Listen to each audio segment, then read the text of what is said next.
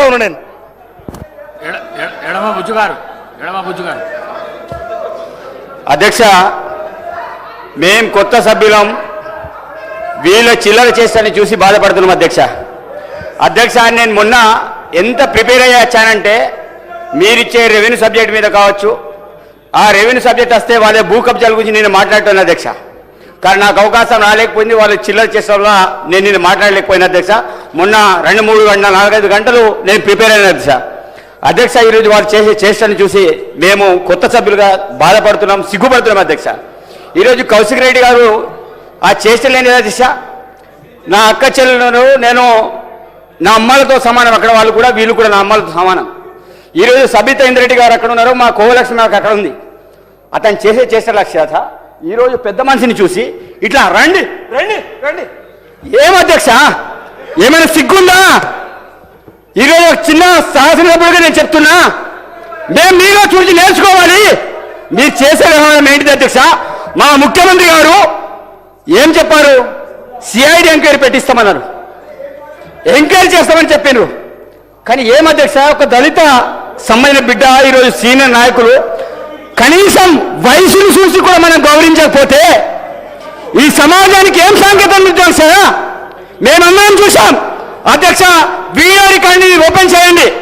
ఈరోజు కౌశిక్ రెడ్డి గారు చేసే వ్యవహారం ఈరోజు తుపాకీతోటి ఇక్కడ చేసుకుంటూ భయపెట్టించడం కాదు. ఈరోజు తుపాకీ పట్టిందే మా సీతక్క, అడవిలో ఉన్నది, అడవిలో తిరిగింది. ప్రజాస్వామ్యత వారే సమస్యలు పరిష్కారం ఈరోజు చట్టసభలో వచ్చింది అధ్యక్ష. ఈరోజు మా మంత్రి అయితే సహించలేరు, మా సీతకి అవహేళన చేస్తారు, ఆమెను బాధ పెడతారు. ఈరోజు కడియం సిఐ గారిని ఇష్టం వచ్చినట్టు ఈరోజు మీరు భయపెడిస్తున్నారు. ఏ రోజు ఆదివాసులు దళితులు ఈరోజు చట్టసభల్లో ఉంటే ఇదా మీ ఆచారం ఇదేనా? మీ సంస్కృతి ఏనా? మీ కేసీఆర్ గారు ఇదే నేర్పించారా? మీ అవసరమైతే మీ కేసీఆర్ గారి చట్టసభలో వచ్చి మాట్లాడమని చెప్పండి.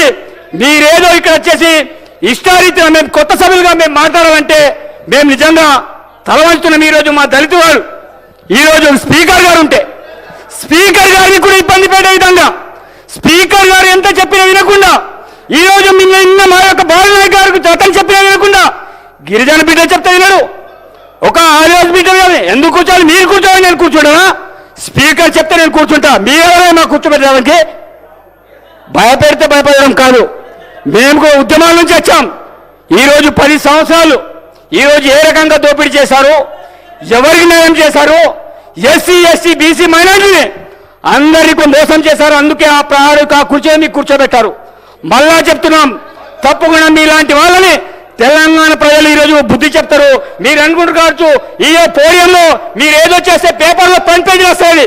ఫ్రంట్ పేజీలో వచ్చినా ఏం చేసినా మీకు ఎలక్షన్లు ఏ రకంగా బుద్ధి చెప్పారు, భవిష్యత్తులో కూడా మీకు బుద్ధి చెప్తారు. మరొకసారి కాంగ్రెస్ పార్టీ అధికారంలో వస్తుంది. తప్పకుండా మా సిబిసిఐడి ఎంక్వైరీ ద్వారా మిమ్మల్ని బొక్కవేసి తప్పకుండా ఈరోజు తొక్కుతాం. ఈ సందర్భంగా తెలియజేస్తాం. ధన్యవాదాలు సత్యం.